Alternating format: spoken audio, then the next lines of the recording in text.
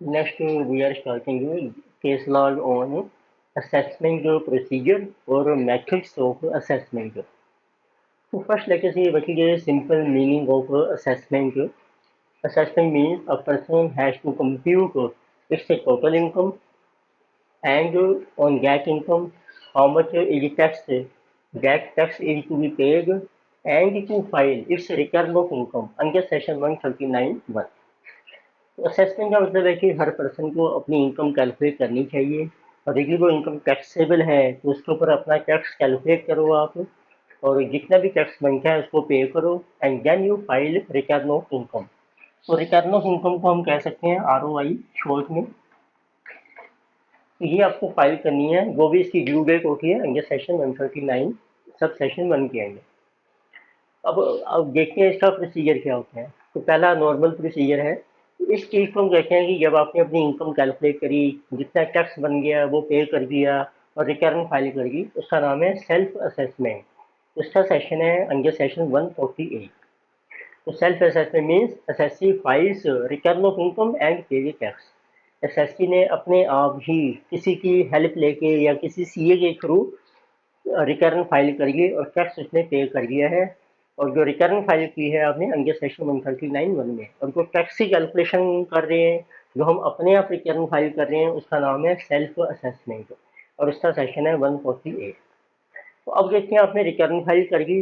अब वो रिटर्न आपकी अप्रूव कैसे होती है बाय असेसिंग ऑफिसर। अब उसमें दो केसेस होते हैं। पहला केस होता है समरी असेसमेंट। रिटर्न फाइल कर दी आपने, असेसिंग ऑफिसर आपकी रिटर्निंग चेक करेगा, उसको कहते हैं summary assessment done by assessing officer. और उसमें कोई उसको लगता है कोई मिस्टेक हो गई है, उसको वो रेक्टिफाई कर सकता है, उसको एडजस्ट कर सकता है। इस टाइप की मिस्टेक, फॉर एग्जांपल आपने शॉर्ट टर्म कैपिटल लॉस था उसको सेटअप नहीं किया लॉन्ग टर्म कैपिटल गेन से, तो वो उसको सेटअप कर सकते हैं। आपने 80C का मेंशन कर दिया कि इतनी हमारी डिडक्शन बनती है, पर वो आपने क्लेम नहीं की, अमाउंट लिखा है आपने, तो वो आपकी डिडक्शन अलाउ कर सकता है। आपने सेविंग बैंक का इंटरेस्ट शो कर दिया है पर उसकी डिडक्शन क्लेम नहीं की सेक्शन 80TTA में, तो वो आपको अलाउ कर सकता है। तो इस टाइप की जो मिस्टेक्स हैं वो रेक्टिफाई करिएगा। आपकी इनकम कोई गलत हैग में चली गई है, उसको ठीक कर सकते हैं वो। तो ये इसको कहते हैं समरी असेसमेंट। तो ये सेक्शन है 143 सब सेक्शन 1 में। असेसिंग ऑफिसर एडजस्टमेंट कर देगा और आपको इंटीमेशन भेजेगा कि आपकी रिटर्न फाइल हो गई है और वो ठीक है, एक्सेप्ट हो गई है। और उसके ऊपर इन एडजस्टमेंट को करने के बाद यदि कोई टैक्स ड्यू है आपका बनता है, तो वो आपको नोटिस आ जाएगा इंटीमेशन में, इतना टैक्स आप पे कर दीजिए। या बाई चांस आपका रिफंड ड्यू होता है तो आपको इंटीमेशन में मेंशन हो जाएगा इतना रिफंड आपका ड्यू है, तो वो आपको रिसीव हो जाएगा ड्यू डेट पर। तो ये तो था पहला मेथड। आपने रिटर्न फाइल की और आपकी रिटर्न एक्सेप्ट होगी। छोटी मोटी मिस्टेक्स थी वो कहते हैं कि उसने एडजस्टमेंट कर दिए अपने आप ही, आपको कोई नोटिस नहीं आएगा इसका, बस आपको इंटीमेशन आ जाएगी कि हाँ आपकी रिटर्न एक्सेप्ट हो गई, टैक्स ड्यू है तो पे कर दो, नहीं ड्यू है तो कुछ नहीं करना है, रिफंड है तो ऑटोमेटिकली आपको मिल जाएगा। अच्छा, सेकंड केस आता है। रिटर्न फाइल कर दिया आपने बट असेसिंग ऑफिसर जो है वो सेटिस्फाइड नहीं हुआ आपकी रिटर्न ऑफ इनकम से। उसको लगता है कि कोई इनकम आपने जो है वो कंसील कर दी है, आपने नहीं दिखाई। जैसे पिछले साल की रिटर्न से वो कंपैरिजन जब करेगा उसको लगता है कि पिछले साल की इनकम थी, इस साल नहीं दिखाई है आपने। ठीक है, फिर वो आपको एक नोटिस इशू करेगा अंडर सेक्शन 143(2) के अंदर। ये था 143(1) में समरी असेसमेंट होगी। तो 143(2) में रिटर्न फाइल हो गई है पर असेसिंग ऑफिसर सेटिस्फाई नहीं है आपकी रिटर्न से, आपको नोटिस इशू करेगा। नोटिस किस चीज़ का होगा कि आप हमें एविडेंस दो कि आपकी जो इनकम आपने शो की है वो ठीक है, उसका एविडेंस होना चाहिए आपके पास। On basis of scrutiny of evidence, फिर वो उस एविडेंस को वेरीफाई करेगा। ठीक है, आपको बुलाएगा, आपकी हियरिंग होगी, ठीक है, आपसे डिस्कशन होगी एसएससी के साथ। और उसको लगता है कि ठीक है जो आपने एविडेंस दिया है वो करेक्ट है, तो आपकी जो रिटर्न है वो एक्सेप्ट हो जाएगी और उसकी असेसमेंट हो जाएगी। तो इस मेथड को कहते हैं रेगुलर असेसमेंट डन। और कौन सा सेक्शन है 143(3) में। तो देखो पहला सेक्शन, इसका सीक्वेंस ये बहुत इंपॉर्टेंट है चीज़ें समझने वाली। 140A में आपने रिटर्न फाइल कर दी सेल्फ असेसमेंट करके, टैक्स जितना बनता था दे दिया आप, या तो वो रिटर्न एज इट इज आपको एक्सेप्ट हो जाएगी, कुछ एडजस्टमेंट हो सकती है या नहीं भी हो सकती है। तो उसका नाम है 143 सबसेक्शन 1 और उसको बोलते हैं समरी असेसमेंट। देखिए, असेसिंग ऑफिसर को लगता है डाउट है तो आपकी रिटर्न एक्सेप्ट नहीं होगी, आपको एक नोटिस आएगा 143(2) में कि एविडेंस जो हमें जो आपने इनकम दिखाई है, आप एविडेंस प्रोवाइड कर रहे हो, उसकी वेरिफिकेशन होगी और उसको लगता है कि ठीक है असेसिंग ऑफिसर को, तो रिटर्न आपकी एक्सेप्ट हो जाएगी और उसकी असेसमेंट कंप्लीट हो जाएगी। उसका नाम है रेगुलर असेसमेंट, राइट। ये है समरी असेसमेंट। तो ये दोनों चीजें थी जब आपने रिटर्न फाइल कर दी। अब आता है कि एसएससी ने रिटर्न फाइल ही नहीं की, उसकी इनकम या को उसको लगता है कि उसकी इनकम टैक्सेबल नहीं है, या उसको लगता है कि इनकम टैक्सेबल है, चलो क्या जरूरत है रिटर्न फाइल करने की, या उसको नॉलेज नहीं है। तो दूसरा case, return of income not filed by SSC.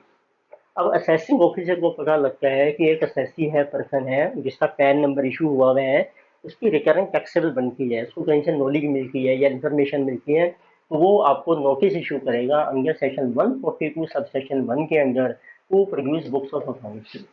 यदि आप बिजनेस मैन हैं कि आप अपनी बुक्स हमें प्रोवाइड करो, आपने को अपना P&L अकाउंट बनाया है, बैलेंस शीट बनाई है, तो सेक्शन है 142 सब सेक्शन 1 में। फिर वो आपके और बुक्स के लिए आपको नोटिस आ जाएगा और वो इंक्वायरी भी कर सकता है, आपके जो भी रिलेटिव्स होते हैं, फ्रेंड्स हैं, या जो भी आपके क्लाइंट्स होते हैं उनके थ्रू वो इंक्वायरी कर सकता है टू गेट इन्फॉर्मेशन, और वहाँ से इन्फॉर्मेशन कलेक्ट करेगा वो। तो वो सेशन है 142 के अंदर इंक्वायरी करेगा, वो आपको नोटिस भेजेगा। फिर आपको वो ये भी कह सकता है कि आप स्पेशल ऑडिट करवाइए, जो अपनी बुक्स अपने प्रेजेंट कर रहे हो उसका ऑडिट करवा के लाइए, उसका नाम है स्पेशल ऑडिट। और वो that is done by chartered accountant and that will be directed under section 142(2)(a) के अंदर। ये सारी चीजें हैं, नोटिस आपको मिलेगा, इंक्वायरी कर सकता है, स्पेशल ऑडिट वो कह सकता है, ये मे है, कंपल्सरी नहीं है। यदि उसको लगता है असेसिंग ऑफिसर को कि ये जो बुक्स आपने दी है ये ठीक नहीं है, तो इसका ऑडिट वो कह सकता है कि करवा के लाऊंगा, ठीक है। तो उसके बेस पर अब आपको जो नोटिस आया है आपको रिटर्न फाइल करनी पड़ेगी एसएससी को। SSC will file return as per notice under section 142(1).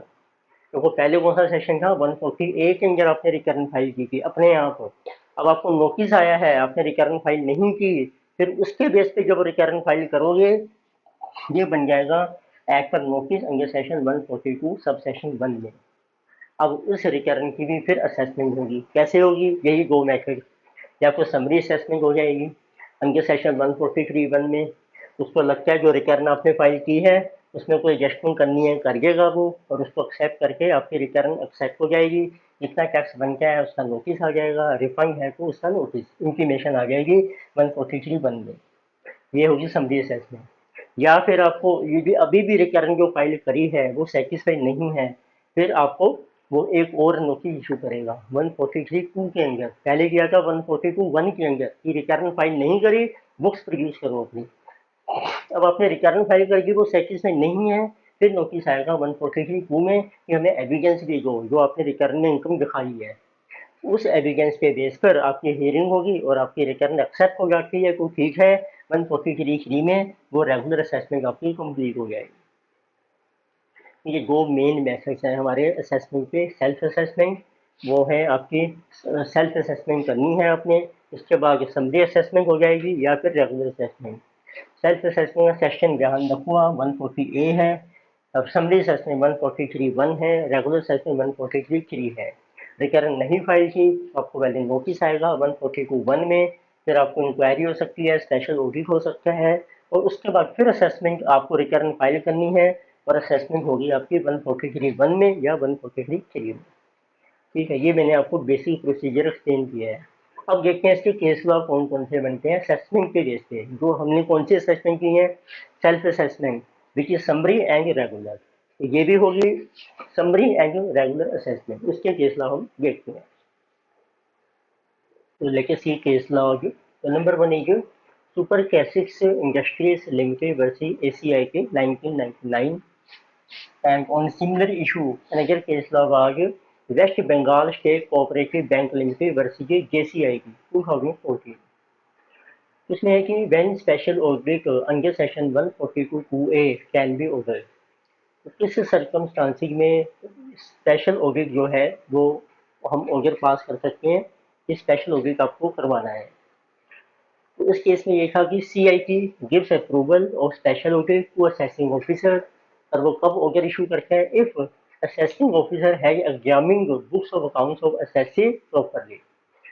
जैसे अब आपने एसएससी ने रिटर्न ऑफ इनकम फाइल कर दी है, तो उसके बेस पर जो भी उसकी बुक्स ऑफ अकाउंट्स उसने प्रोड्यूस करी हैं, तो उसको वेरीफाई करो। पहले असेसिंग ऑफिसर वेरीफाई करेगा, तो यदि वो वेरीफाई हो गई है, उसके बाद भी असेसिंग ऑफिसर को डाउट है, then commissioner of income tax will give approval of special audit. And objective क्या है, to protect interest of revenue.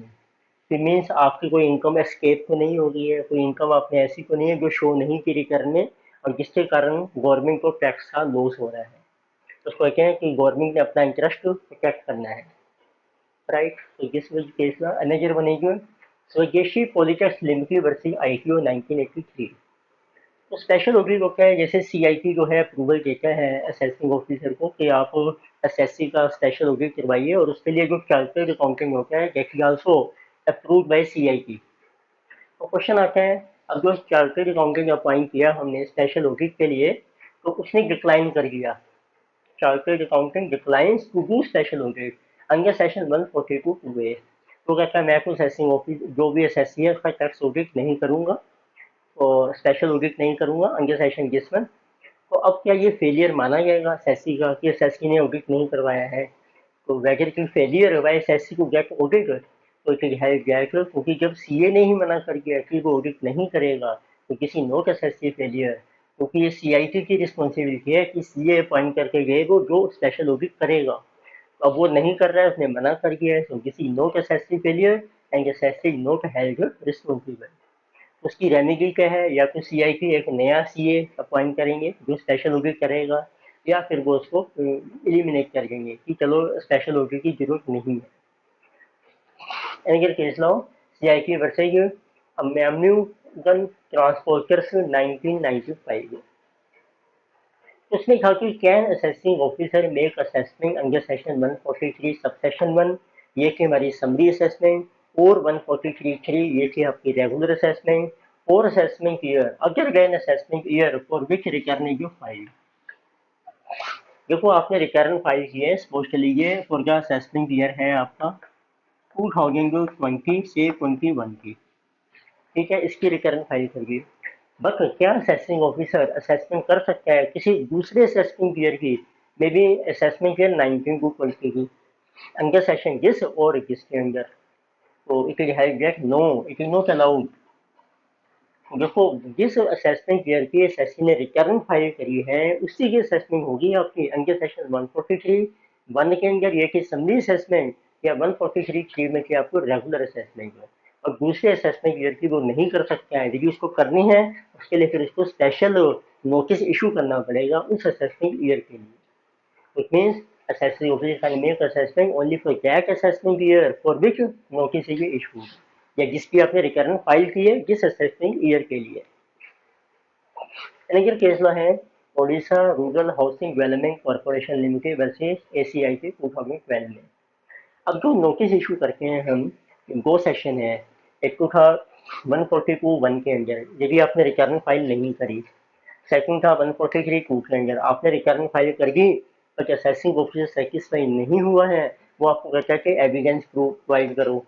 तो दोनों में से सीक्वेंस क्या है उनका, नोटिस किस सेक्शन में पहले इशू किया जाए या बाद में, कोई सीक्वेंस है ऐसा? तो हमारा डिसीजन है इसमें कोई सीक्वेंस नहीं है, ये कुछ सर्कमस्टांसी पे डिपेंड करता है। फॉर एग्जांपल अंडर सेक्शन 142(1) में नोटिस हम इशू करते हैं if return of income is not filed.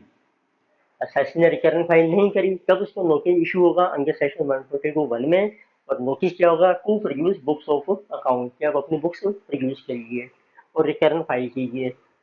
और 143(2) में क्या है, इसमें रिटर्न हम ऑलरेडी फाइल कर चुके हैं, तो notice is issued to produce evidence for return of income file. तो जो रिटर्न फाइल की है उसका एविडेंस जो होगा वो है 143(2). तो दोनों इंडिपेंडेंट सेक्शन है, कोई सीक्वेंस नहीं है उनका, इट मीन्स वो सीक्वेंस है no, there is no sequence, both are independent section है। तो आप PDF डाउनलोड कर सकते हैं। ये केस लॉग है, असेसमेंट हमने भी डिस्कस की है, समरी असेसमेंट, रेगुलर असेसमेंट और सेल्फ असेसमेंट।